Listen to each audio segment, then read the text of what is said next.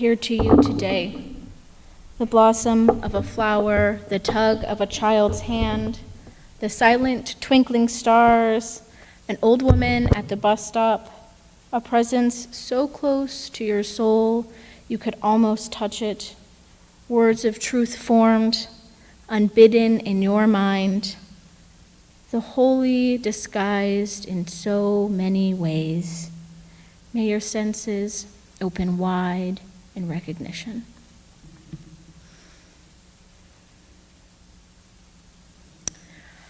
My first memorable interactions with the wonder and grace of nature were about birds. A few blocks from where I grew up, on the outskirts of the Los Angeles Arboretum, there's a community of peacocks. More than 100 years ago, the eccentric founder of Arcadia brought 50 peacocks back from a trip to India, believing that they had a place here in California because they are beautiful and exotic and apparently very good watchdogs. While it is probably not the best idea to introduce new species into our environment, by time I became aware of them, they had become a fixture in the community, for better or worse. Every Sunday, on our way to church, we would drive the Peacock Way to see how many of them we could spot. They would be everywhere, lounging on people's lawns, in the trees, running through the streets as if on a mission, and my favorite, antagonizing their reflections in the hubcaps of parked cars. Even now, as I go through that area, if I see a peacock, I will stop and appreciate its presence. But even before I became aware of the peacocks, it was impossible not to notice the parrots that were loudly present, what felt like every morning. I'm sure you know the parrots that I mean. How the parrots ended up here is a mystery that I don't know the answer to, no matter how hard I've tried to find it. And all my attempts have been foiled and come up empty. There are many rumors, but no true answer. But I remember hearing them every morning as I woke up to get ready for school. Even as a child, I understood that it was odd to have such tropical birds here in our area, but I was always happy to hear them. They were a comforting constant each morning, a familiar part of my routine. I learned to love nature and appreciate the lives of other creatures by these experiences with the parrots and peacocks that populated my youth. I feel lucky to live in a place where maybe I didn't get to see the chipmunks and geese that I read about in my favorite books, but we had colorful creatures that were unique and felt special. I have lived in this area for most of my life, and I still look to my bird friends with wonder. Wonder that they came to be a permanent part of our landscape, wonder that they are so bright and so colorful, and wonder that we aren't the only living creatures that occupy this space on Earth.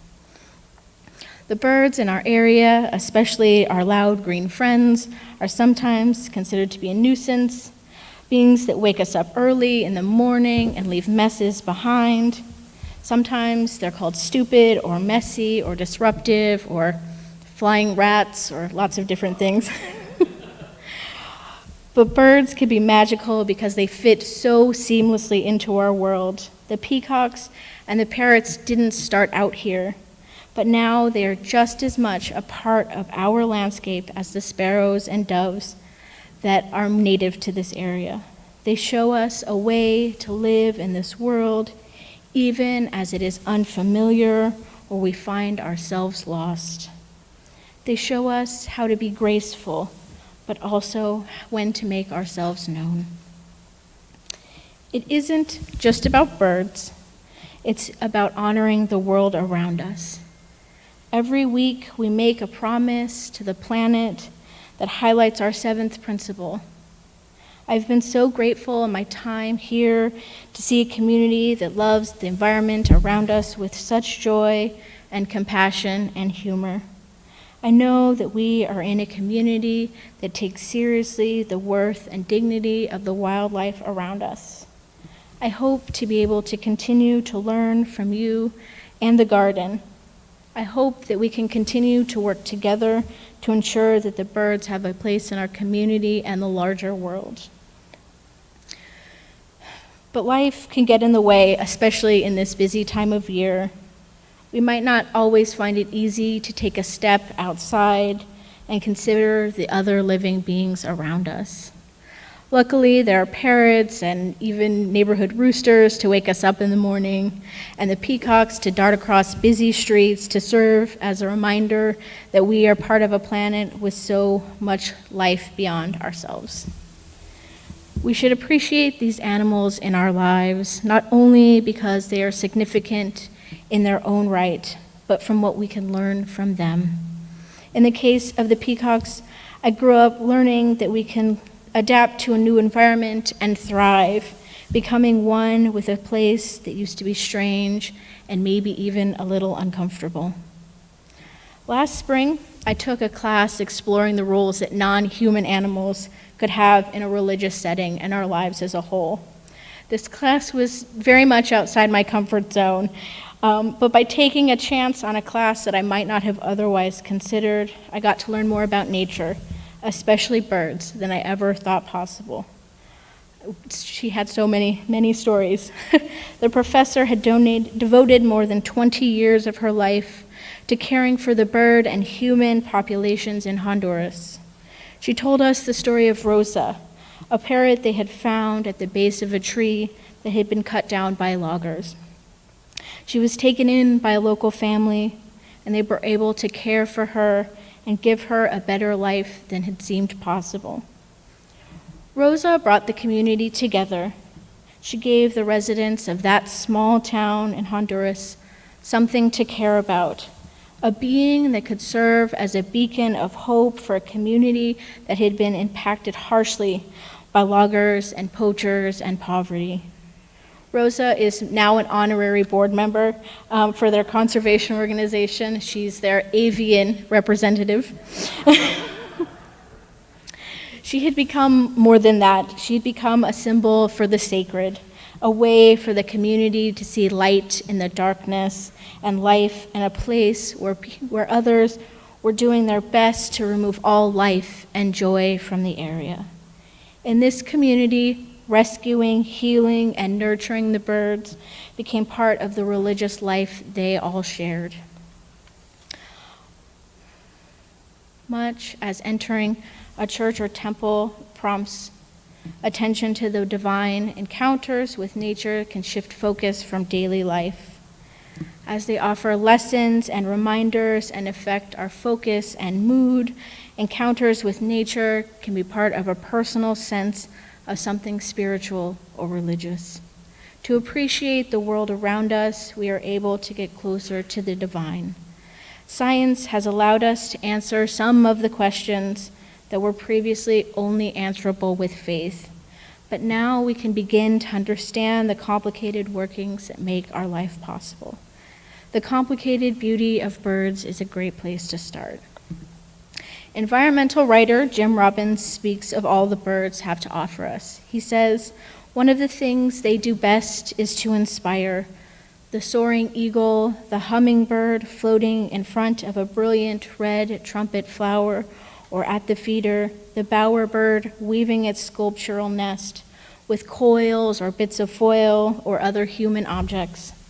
The kingfisher cleanly cleaving the surface of a river, or the long-legged heron standing immobile in a pond as it waits to spear a fish. All touch us in a deep place and can stop us in our tracks." So let us be inspired by our fine feathered friends. Let us be inspired to travel to our next adventure, to create homes for ourselves and one another. Let us be inspired to appreciate the silence that surrounds a moment of expectation and the bustle of a busy day. They are merely living their lives alongside ours, unaware of the gifts they offer us. Here at Troop, we are lucky to have the garden, and we are closer to our non-human friends than some, but I hope to be able to inspire you to really see the variety and the wonder of the birds in our lives, to let their presence inspire us as we move through the days. We can watch how all of these creatures live their lives and try to follow suit.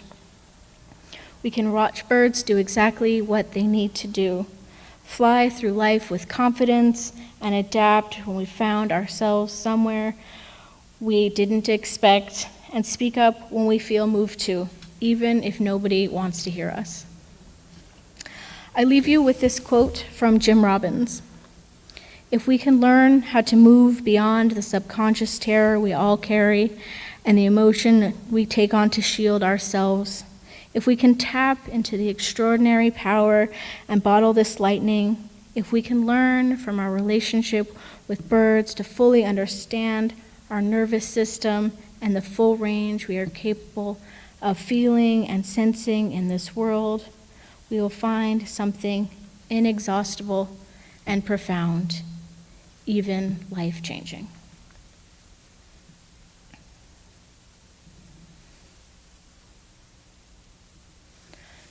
Let's sing our final hymn together, number 109, May Your Life Be as